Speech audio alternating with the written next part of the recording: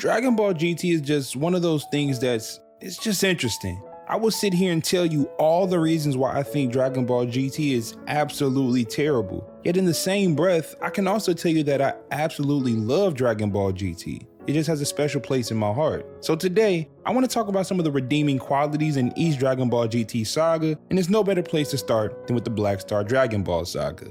The Black Star Dragon Ball saga's return to Dragon Ball's adventurous roots feels like a breath of fresh air after all the intense, high-stakes battles in Dragon Ball Z.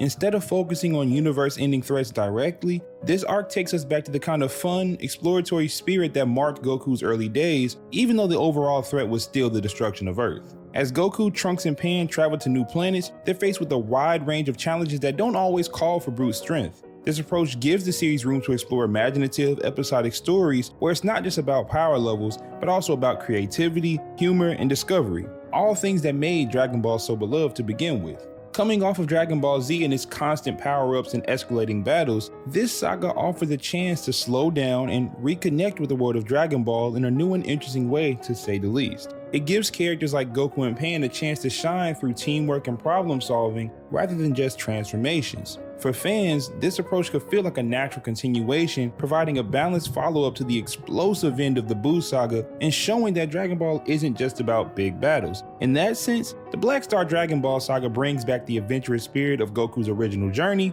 proving that sometimes the thrill of the unknown can be just as captivating as any fight. I'm trying to do my best to make this saga seem like it's not complete garbage. I'm trying. Though for the next one, I don't have to try too hard. While the Black Star Dragon Ball saga brings back the thrill of an adventure storyline reminiscent of Goku's earliest escapades, the Baby saga shifts focus to deliver something entirely different, and that's where strength truly lies. Here, Dragon Ball GT goes beyond exploring just new planets or encounters. It explores the Saiyan heritage in a more primal way. Super Saiyan 4 becomes a series-defining transformation, embodying a raw power that goes beyond the refined golden aura of previous Super Saiyan forms, and that, to me, is the biggest strength of this saga. Super Saiyan 4 embraces the untamed essence of the Oozaru roots while allowing for human consciousness and restraint. It's a balance that speaks to Goku's character and his journey, a transformation that doesn't just raise his power level, but also reveals layers of his heritage and identity.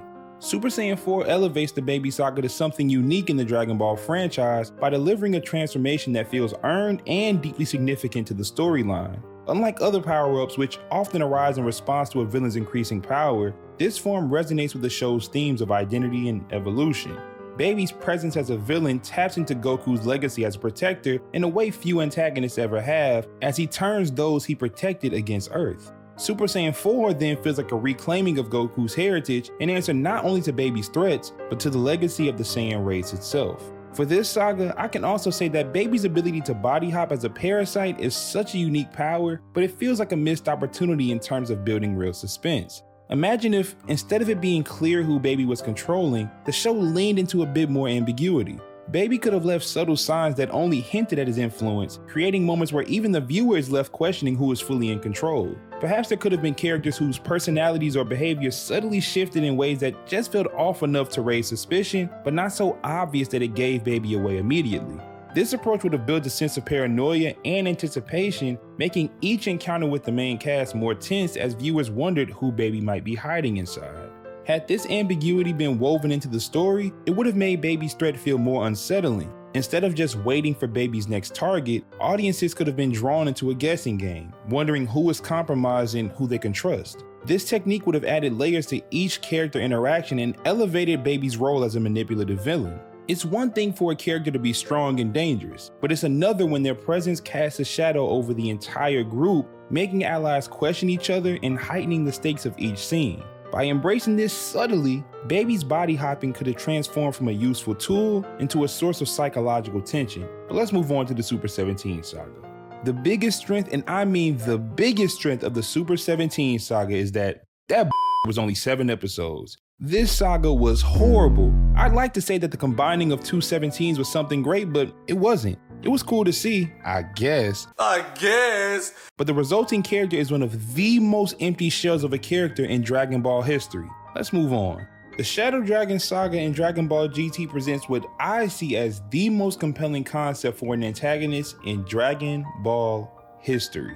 The notion that the series' iconic wishes, originally intended to resolve crises or fulfill dreams, could come back as twisted forces of destruction is a powerful twist. It transforms the Dragon Balls from symbols of hope and power into something ominous, almost cursed, emphasizing the idea that even seemingly pure acts have consequences. This theme resonates on a deeper level, questioning the morality and wisdom of relying on such power and turning the heroes' past action into catalysts for their current challenges. It's a rare moment in the franchise where the past is directly responsible for shaping the antagonist, giving each dragon a unique, almost karmic significance. I would have loved to see the Shadow Dragons embody the personalities or traits of the wishes that created them a little more, and I think it could have added layers to their characters and connected them even more to their origins. Imagine if each dragon's behavior, appearance, or even fighting style subtly mirrored the intent behind their respective wish. For instance, a dragon born from a wish made in desperation might act frantic and unstable, while one from a selfish wish could be prideful or manipulative.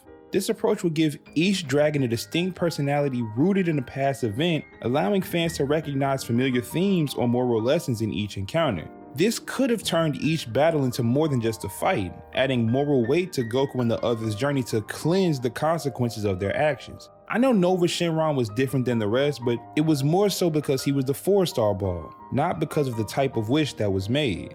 Also, with the concept this out there, the design for Omega Shenron could have been a little more unique, something that went beyond just a more powerful version of Sin Shenron. While Sin is intimidating in his own right, Omega Shenron could have represented a truly climactic boss of all bosses, symbolizing the weight of every reckless wish made across time. Imagine a design that visually referenced Shenron while simultaneously amplifying the darkness and weight of the Shadow Dragons. The Omega Shenron I'm imagining would be the singular force that embodies the gravity and darkness of abusing the Dragon Balls. By pushing Omega Shenron's design further, the saga could have ended on an unforgettable note with an antagonist that truly felt like the embodiment of the hero's hardest earned lesson. But that's just me nitpicking there. I still do believe the biggest strength of this saga is the idea of the Shadow Dragons itself.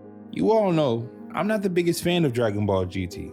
GT might be divisive, but it leaves a lasting impression without a doubt. So for all its flaws, GT gives us moments that spark curiosity and push the franchise's boundaries, reminding us why Dragon Ball's legacy endures. But with that being said, if you haven't already, please hit the like button and subscribe for more videos like this. This is Big Toon, and thanks for watching. Y'all have a good one.